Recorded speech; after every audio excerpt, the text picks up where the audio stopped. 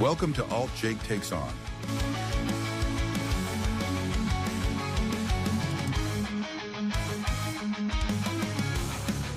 And here's AltJake. Welcome back to another episode of AltJake Takes On, everybody. We're here with episode 7, I believe. We are just keeping pumping these out. I'm here with George Capture as always. Jake, how are you?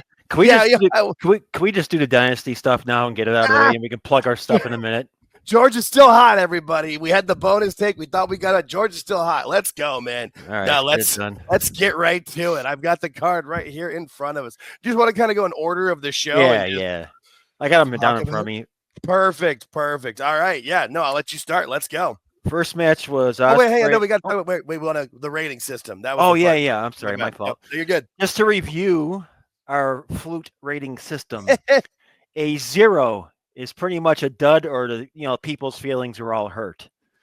1 sucked. 2 went as expected. 3 was really good. 4 tore the house down, and 5 everything just was perfect. Nothing was wrong. Couldn't find anything wrong with it. Had the crowd. Everything was perfect. Yeah.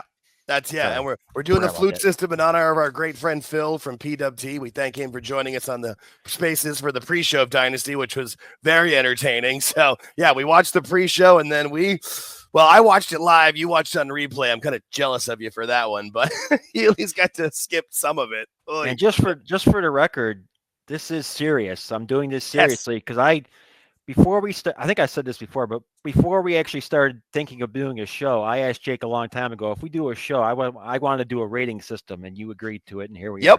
Absolutely. And we went with the Kings and the originals with Jim Cornette and Weasel Dooley in their system. We just changed it for Flutes for fun, because why not? It's a good time. So, all right. Yeah, let's rock and roll. I think it was okay.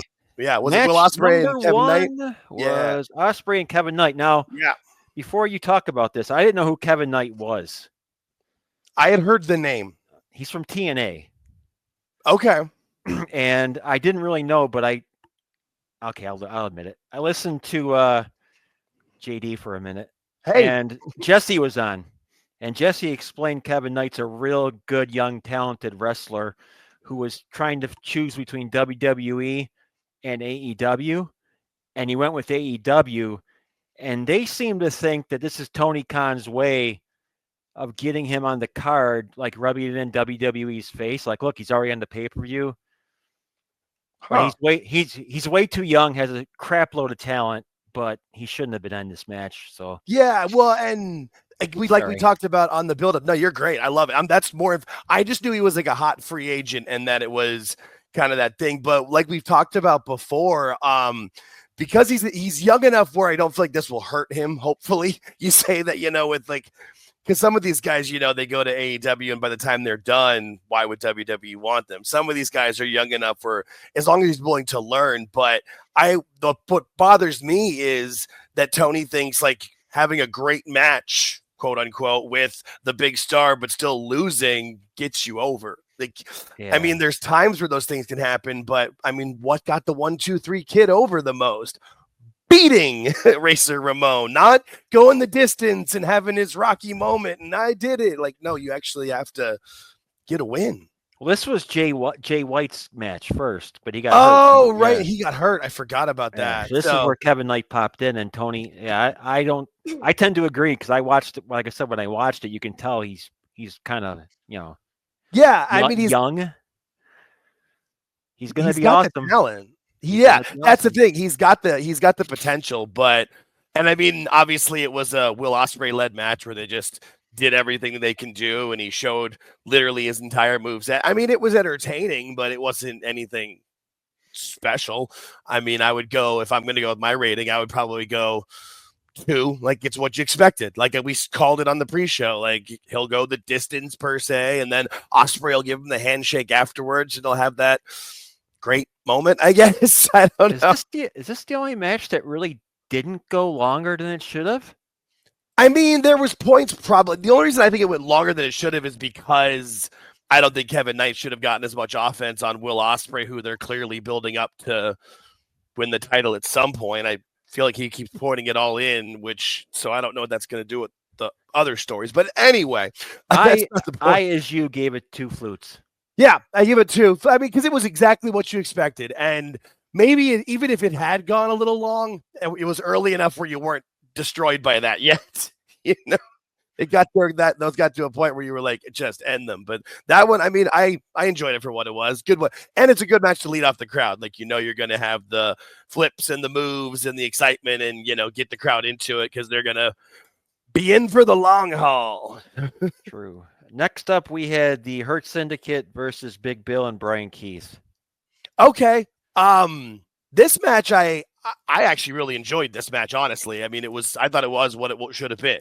Like the Hurt Syndicate looked great. This one, I think this is probably the one that definitely didn't go too long. That's the one. Yeah. It ended where it should. You had the storyline with MJF. It got him in the building, so the crowd got to see him. I mean, I'm not even sure if this one went like maybe even 15 minutes. This might have been the shortest match on the card, like more than likely. I enjoyed this one. I liked it more than I should have, probably, because I'm not a big fan of Brian Keith, I'll be honest with you, but I like what he did here. This match was, call this match the shopping cart. There was just one little squeaky wheel. The other 3 were good though, and it got you what you needed. I would say that was a solid. I don't know if I want to give it 2.5 or 3. You said 3 is really good. I would say I probably give it. 3 is really good. I went 2.5 flutes. I would say 2.5 then, because I mean it was okay. It was good for AEW, but we're taking this seriously, and I'm not grading on a curve. We will not do that. Like, I want to be able to, no. I would say 2.5 on this one. Okay, it was fun though. Yes. Next up, we had Mercedes and Julia Hart. Oh, this one bothered me. This just not even going into it. This bothered me just because Julia Hart, back to talking about Kevin Knight, but I think Julia Hart's got more potential because she's shown she can do a bubbly baby face. She's great in these vignettes. I feel like she just needs coaching. Like she just needs someone. She was already a champion. Well, she was the TBS champion. You're right. Yeah, that's right. Yeah.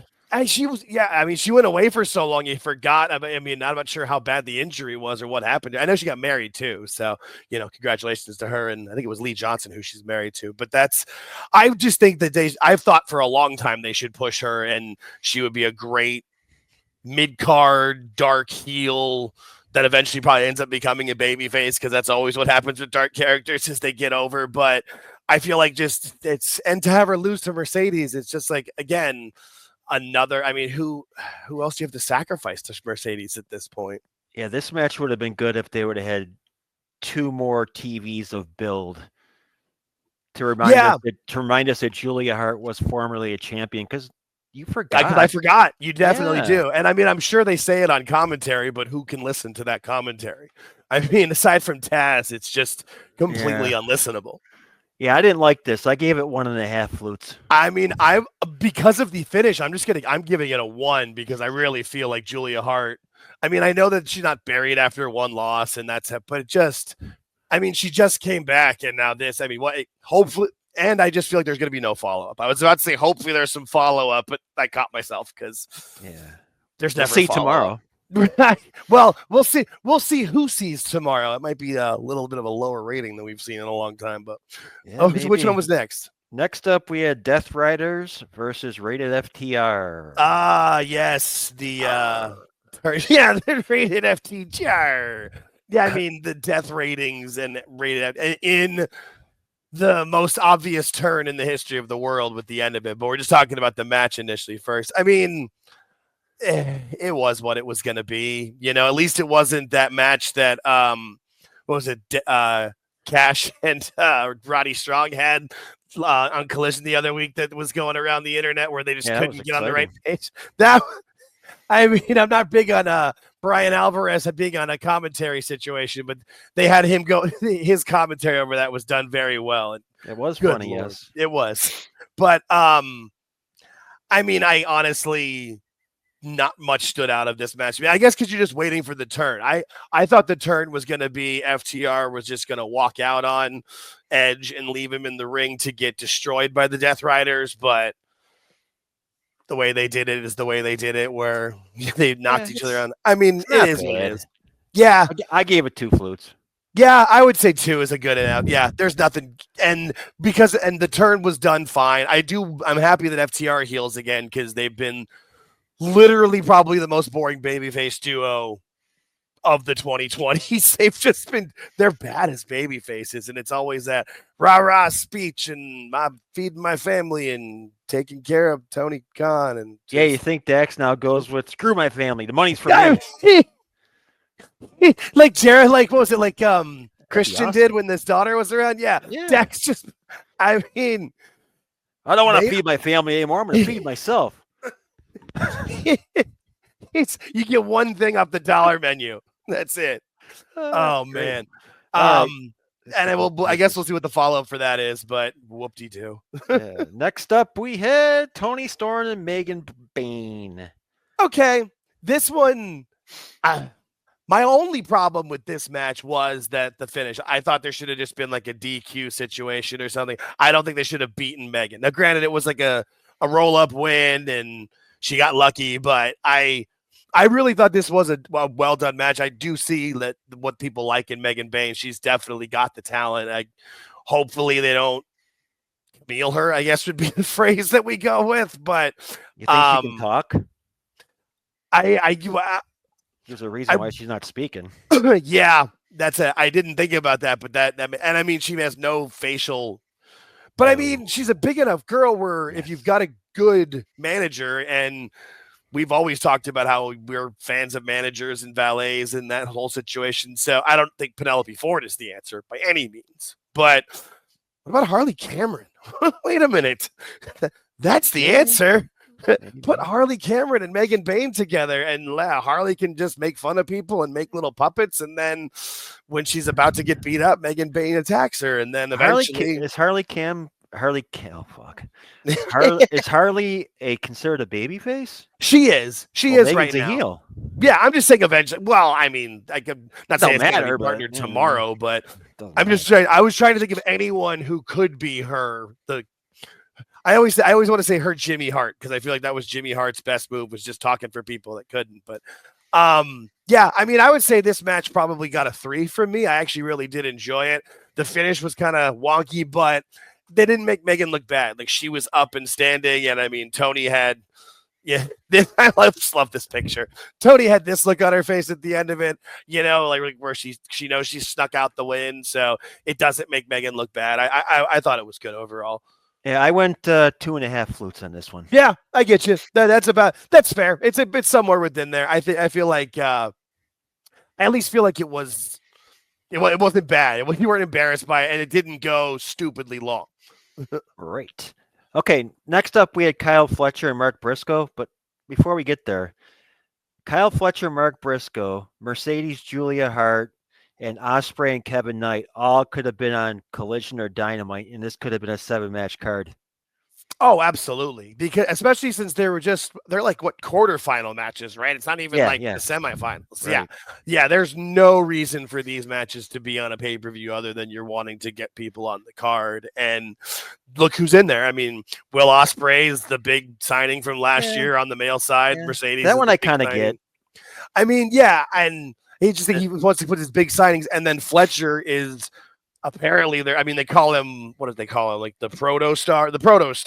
I mean, like that. They're literally putting as many eggs in that basket as they can to make him their Randy Orton. So I get it in those, but I mean, there was multiple matches, and we'll get to them in a bit, where that didn't need to be on this card. Right. But next one coming. Yeah. And the one after that.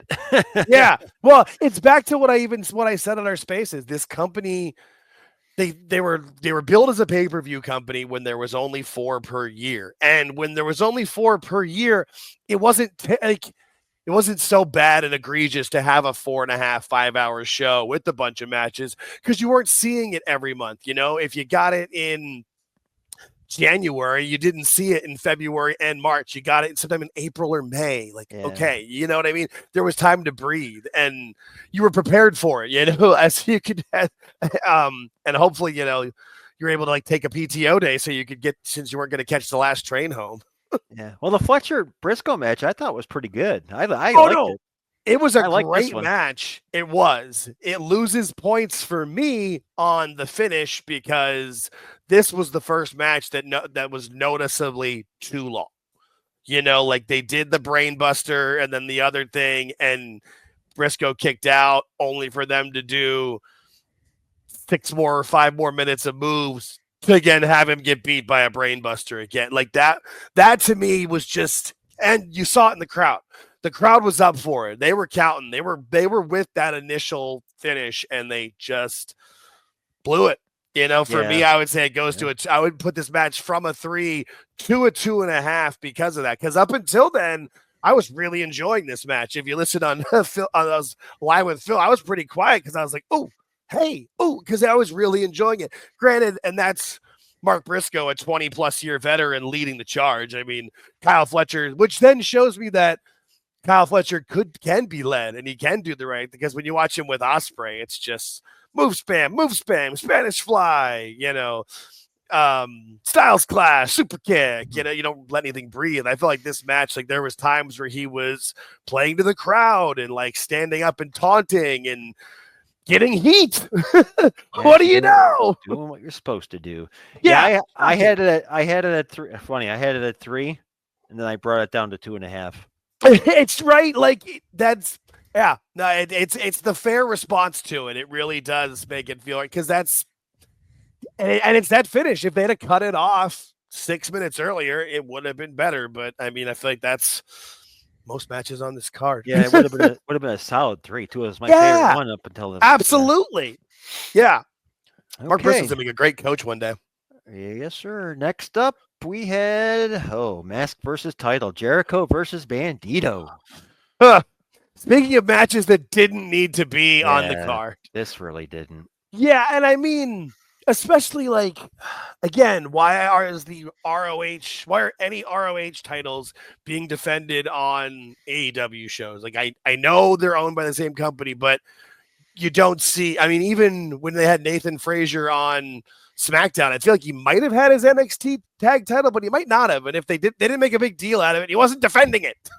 It's just stupid. And then this was odd placement. I didn't like this. Yeah. And then having it be title versus mask when his name is Bandito and he wears a bandit mask. Like, what is he going to do? Change his fucking name? Like, what were they thinking? Like, but at least they gave you a fun ending. I mean, the dusty finish. I mean, do we call it a dusty finish? Well, sure. I guess Dustin's still there. You can call it that. Well, I know they don't call it the gorilla position there because of anything WWF. But, I mean, it was funny because this is one of those matches that in predictions, it's like, well, Bandito's going to win because why would they have him lose the mask? Like, and I didn't know, I hadn't seen any of the buildup, and you just kind of knew.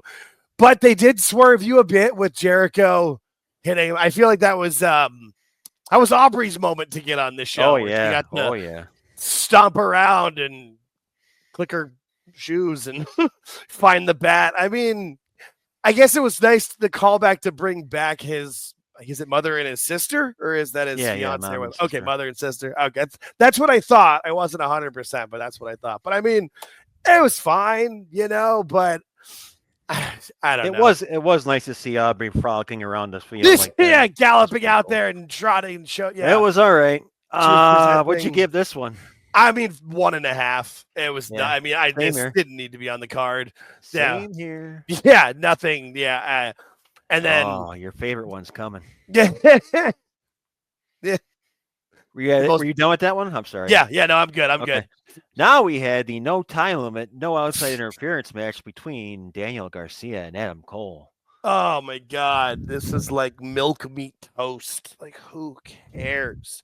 Yeah, no, this was the ultimate match of nobody cares. Nothing, nobody cares who was it, like what they were doing. And I mean, I like Adam Cole, and Daniel Garcia does seem to maybe have some talent, but I gave it a 1. Yeah, I mean, I might even give it a half, honestly, because I'm going to go half just because of watching the crowd, especially by this point. Because also by this point, you're like, if the main event was next, I might be able to go. But it's like you have more matches that that people are going to care. This just didn't matter. Nothing's going to happen. Whoever won the title and move forward, like, what's going to happen? that TNT title has ever since Jack Perry won it and spray painted it and did all of his stuff from then till now, it's just felt like unimportant. But that's also what happens when you have 67 individual titles. So I think this match started around 10:30 at Eastern times because we still had 2 matches left and it ended at midnight, right? No, it ended after. I think it ended like 12:15, 12:20, 12:30 because we said we had 15 minutes to grab the last train. Right. Yeah, that's right. The last train out of Philly to get. Yeah, that's right. Oh, man. And that's who knows how close walking distance the train station is, too. I mean, assuming it's close because they were on a school, but damn. All right. Second last match was the International Championship 3-way Omega, Bayley, and Ricochet. Yeah. And I mean, this one, you knew what you were going to get into. You were going to get, a lot of high spots and a lot of crazy stuff. Phil pointed out, we've talked about it too, that most interesting was to see how Omega was going to work because ever since his return, he has not been nearly as crazy as he had been. And that held true for sure. Yeah, he wrestled a lot smarter. There was a lot of points. I think that's why this was a triple threat. So he could just have points where he could be outside the ring or in the corner or laying down and let Ricochet and Speedball do their thing. But I mean, it wasn't. What's funny is Dave's going to rate this. I keep joking. This will be the first 7-star match outside of the Tokyo Dome, but I don't even know if that's true or not. But that's just how I feel like he's going to rate this. Like with these 3 in it, and maybe they have to replace Speedball with Ospreay, and then maybe he would. But no, this was fine. 2.5. I mean, it was run of the mill. It wasn't anything special for me. I'll go 2.5 because I don't think it was that bad, but I don't think it was that great either. Yeah, I'm not a Bailey guy. I don't care for his. Get him. I don't care for his thing, man. Sorry. No, I just don't. Here's the thing. Like, I understand for MMA and fighting, like if both fighters are barefoot, but I see a barefoot wrestler and I just think, why doesn't every heel just stomp his toes all the time?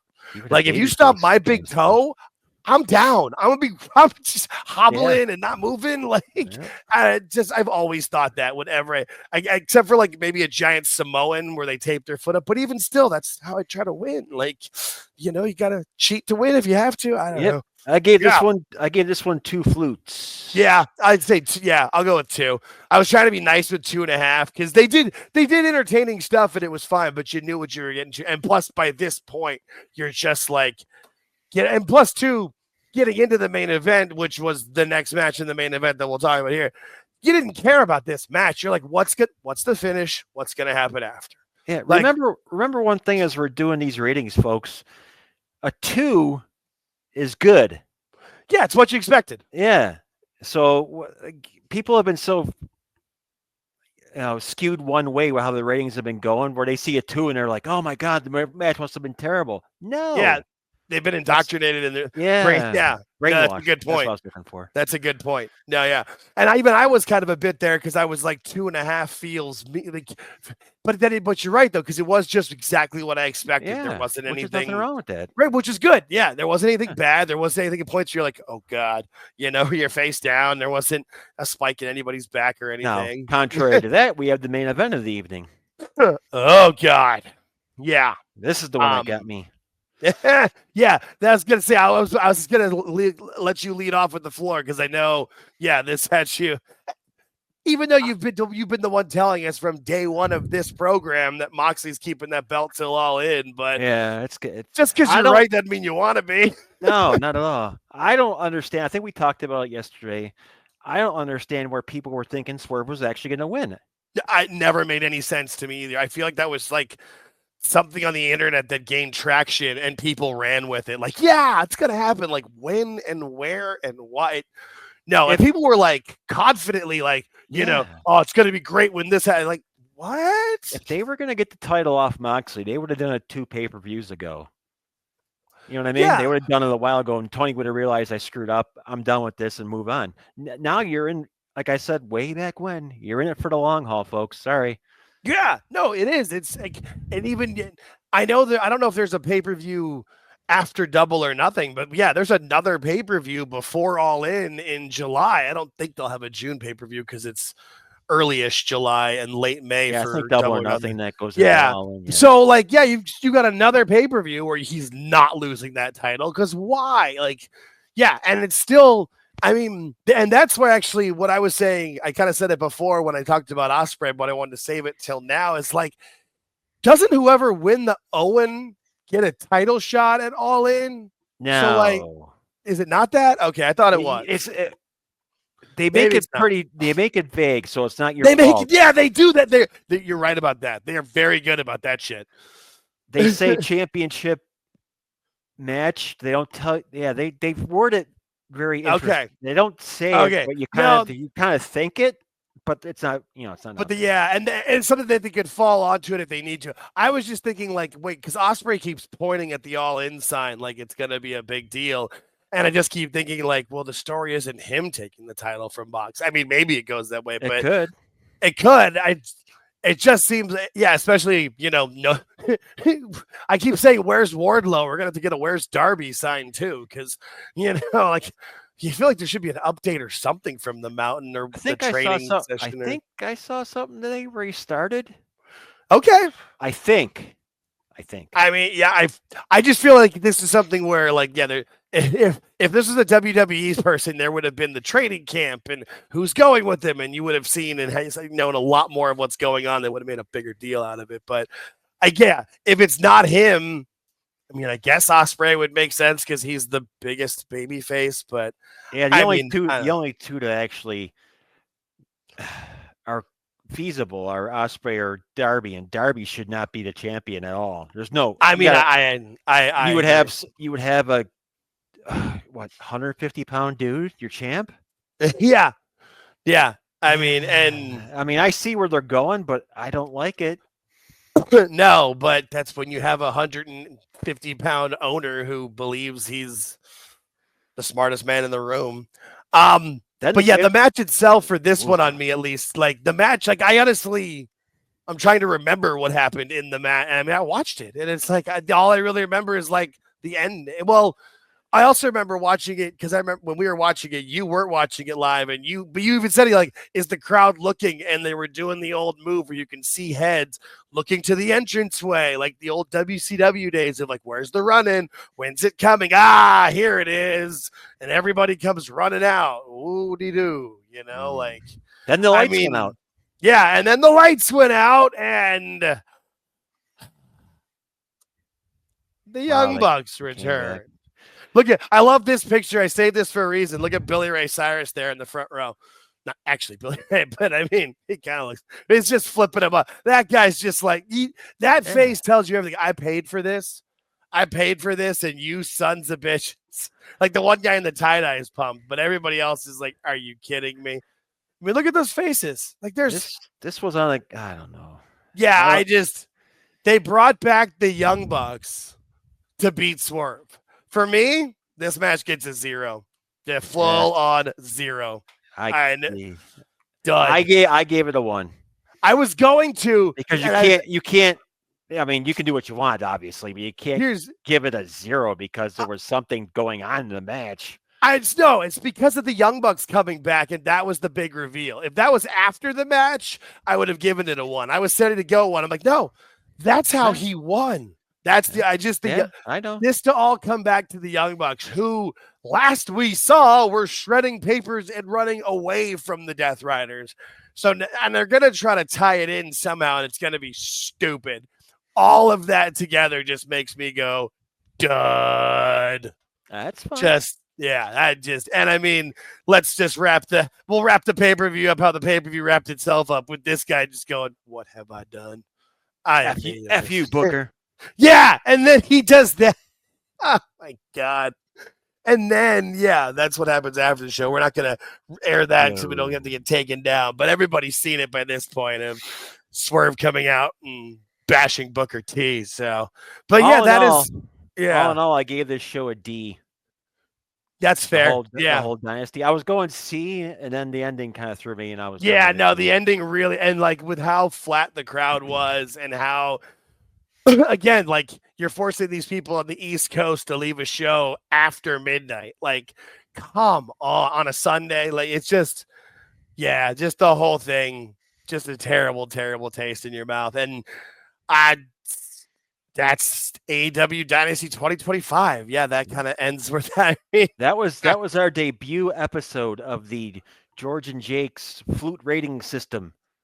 And we'll have a stunning new graphic later tonight. Right, we'll work that out. Yeah, no, we're working on new things all the time. No, I like it. We're trying to get different segments and fun different things. We'll get a viewer comments graphic at some point. Yeah, we're always trying to work and do new things. It's we're now like a two-man operation here. We don't know what we're doing. So do your promotional stuff from the beginning. Oh yeah, no. Go ahead. Hey, we are like literally knocking on the door of 130 subscribers.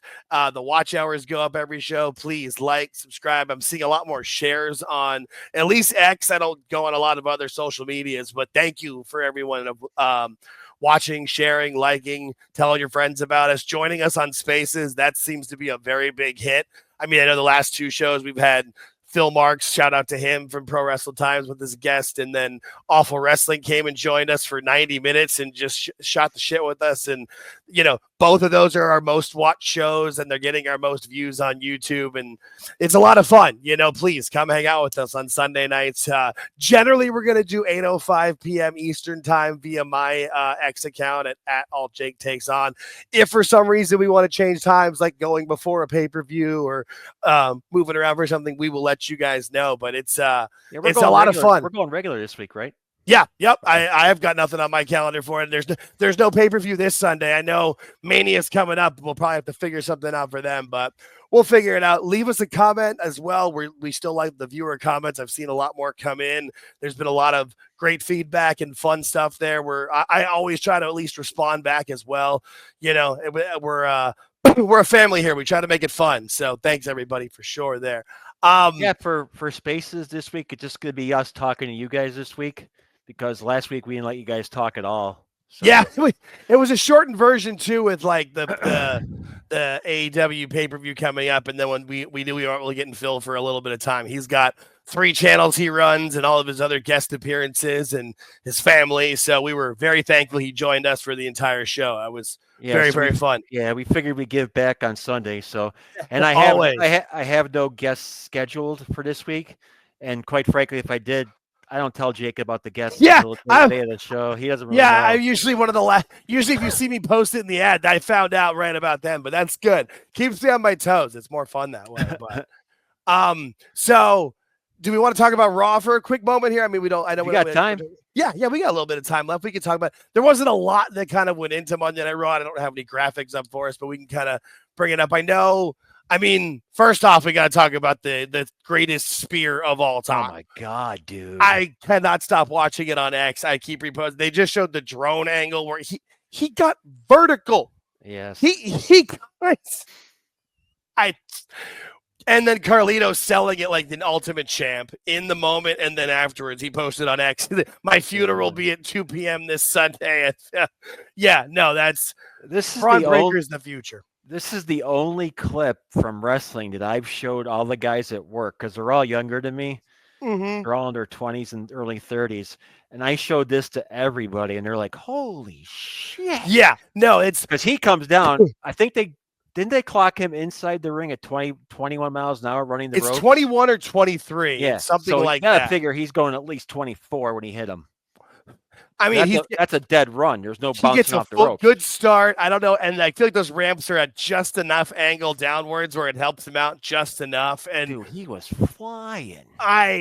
When he's watching it live, he starts and then he's there. It was like a horror movie where it's like he's here and then he's there. And then Carlito wasn't. Carlito, oh no, he did. Oh, no, that was amazing. That was awesome. That guy, I kept saying that he's going to be a WrestleMania main eventer. What I kept thinking when I first saw him was WrestleMania 45. I think we got to pull that back to like 43, 42, maybe not 42, but maybe like he's. Whew.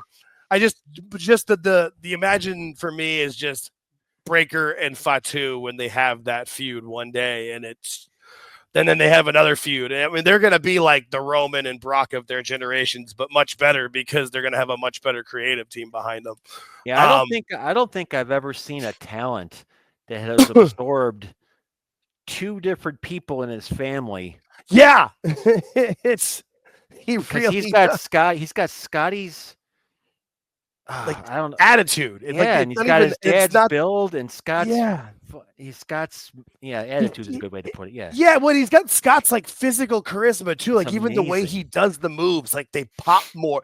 Like, Rick was always smoother, but Scotty always would like pop people, and like he does both. It's crazy. Like they literally made, and then it's like the Samoans. There's another one on the pipeline. They've got another, and I feel like it's that being a football player athlete his whole life and like loving football and listening to coaching and being a coachable athlete. Like, yeah, you put somebody like that into the PC and the NXT system. This is what happens. Like, he's amazing. Yeah, I think.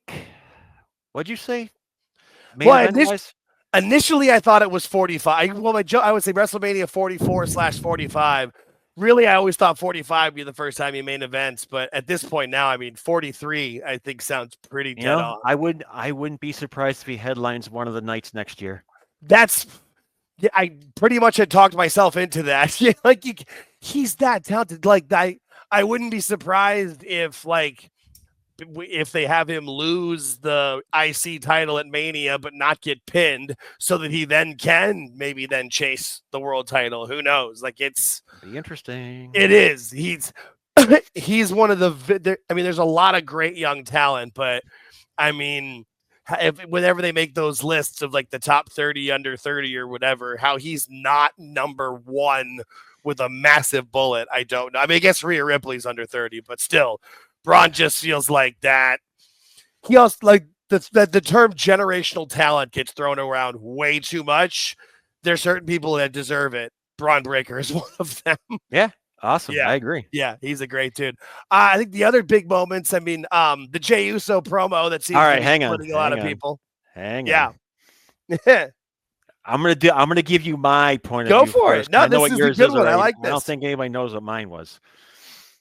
This was a great promo if last week wouldn't have happened first. And here's why I say that. You have a twin brother, which no one mentioned yesterday. That's your twin. As a twin brother, you have a connection with your brother like there's no other brother connection. Like I have my younger brother who passed away, but was my brother and I stuck up for him. If someone bloodied my brother and I saw him, there would be no talking.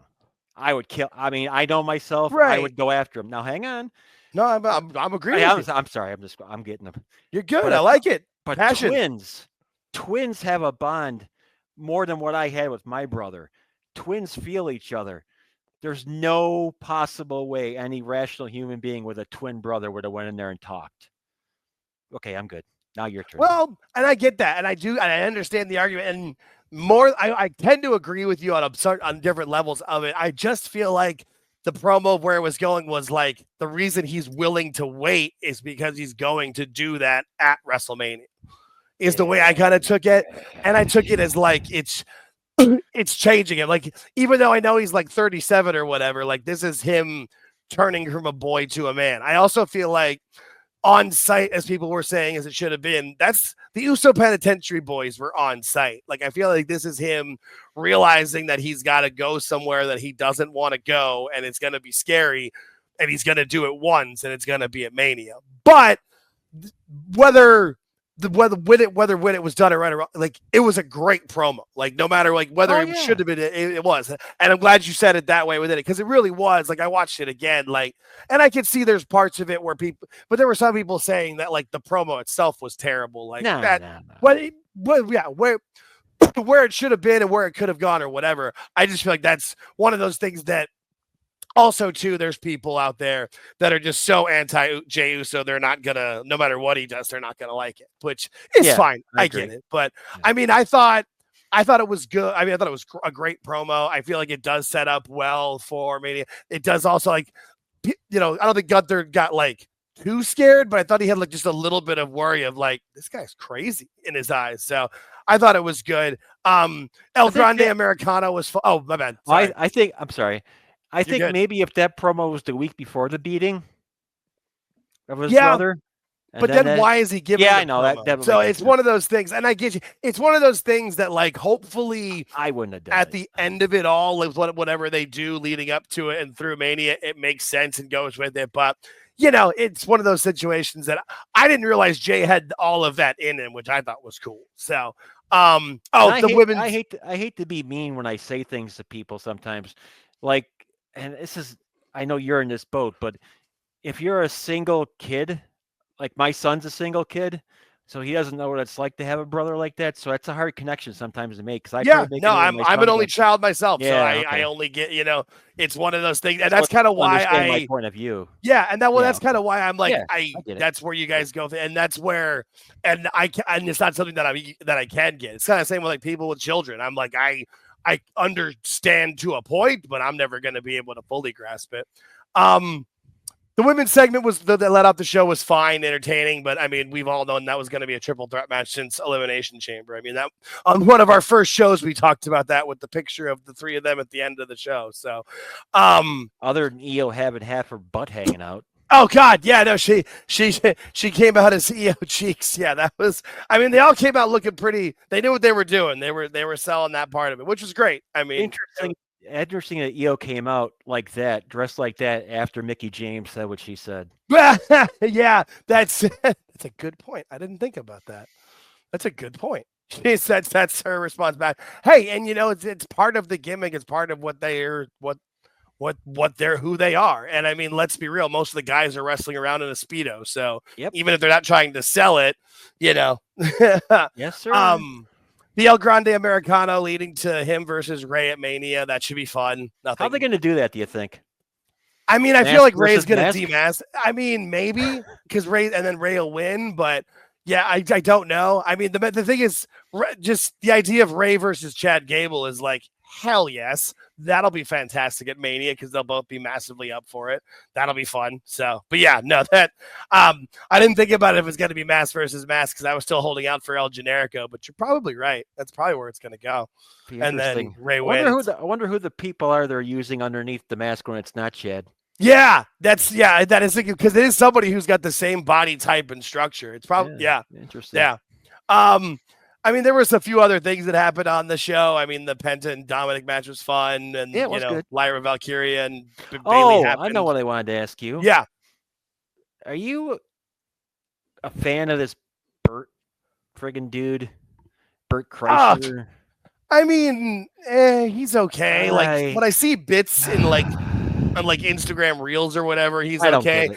Here's the only time I've ever actually watched his show was the Cody Rhodes interview because it was on YouTube. I'm like, sure, I'll watch him. And by the end of it, I was like, this guy's a lot to handle. It's kind of like watching like Logan Paul's show, like his buddy. There's certain guys that are just annoying, and like to some people that's funny, but yeah, no, I'm not really. Yeah, the shirt, not really a big fan. The shirt being taken off has gotten. Yeah, and I mean, I get that's his gimmick. Do it with Otis, fine. But yeah, that didn't. Do you see the end of the show? Yes, that was where I was going to lead to. At least like the best part. I mean, not the best part, but like the most intriguing, I guess, for the storylines was Heyman, Rollins, and Punk. This was cool, I thought. I mean, I like that Seth was like he's still as flamboyant, but less flamboyant. I feel like dropping the freaking has really kind of tamed him down. Maybe he's changed tailors and he's not quite as nuts. I mean, this was fine. It does build to the intrigue of is Heyman gonna turn on both Punk and Roman and go line with Seth? But where do you go from there? Like that'd be a cool moment, but what happens after that? I don't really see where that goes. The problem this year, Jake, is they've had an extra 2 weeks before WrestleMania than they normally would. And that's presented a slight issue here and there, but there's been some parts where they're having to drag certain things out. Yeah. I do think that the favor, like a lot of people are not bad mouthing, but like poo-pooing on the favor. And I still firmly believe the favor should have been something for the title related, but I feel like Punk knowing like getting Heyman in his corner and having it, he knows that that's the best he can be, and it hurts Roman. But what's that get him out of it? It's not even like a number one contender slot. Like there's going to be more to it, right? There is. It's going to be intriguing. Yeah, it is. I do think that the stuff with Heyman and Rollins back and forth was really good. Like I thought that that interaction was very entertaining. I was very intrigued by that, and I cannot tell you how much more I enjoy. And I've told you before how much I enjoy Serious Seth. It's not even close. Where he's not trying to be the Joker, he's actually entertaining. No, it's fully 100%. And I feel like when he has these real feuds, like that can kind of it works. And I feel like that's probably what'll happen after Mania. If Punk does win, the Rollins and Roman can go off and do their own feud and have like a big SummerSlam match or whatever. And that keeps Serious Seth around because he's got somebody that he hates. And hopefully by after that, he just stays Serious Seth and realizes that's much better for his career. So no, I thought Raw was good though. I enjoyed it. I'll watch NXT tonight. Oh, I wanted to ask you another question. Yeah. What's up? Did you see the unseen footage of the ending last night? I don't believe so. Bert Kreischer coming out of the stands? No, I did not. I think he gave Austin Theory a move. You want to look it up real quick? No, I'll look it up. Yeah, look it up when you get home. Yeah, no, later. I'll look it up later. We'll talk about it next time. Yeah, we can talk that up. No, I'll write that down and we can look that up. No, it's pretty funny. I saw it by accident, to be honest with you. No, that's fun. No, I have not seen that. I haven't been on Twitter much today. I was editing the videos of the Sunday Night Spaces. So nice. But if people think that this favor is just going to be Heyman sitting in CM Punk's corner, and that's no, sadly mistaken. Yeah, no, it's going to be a lot more, and I hopefully we'll get into it more and see what they do. But I mean, WrestleMania is only what 2, like 11 days away at this point. Yeah, the 19th. All right. Well, that was a fun one. We went over 45 minutes. Nice. Yes. Good for us. All right, great. Well, thanks everybody for listening. Again, please like, subscribe, share with all your friends. Join us on Sunday Night Spaces at 8:05 p.m. Eastern, and we will see you next time. Thanks, everybody.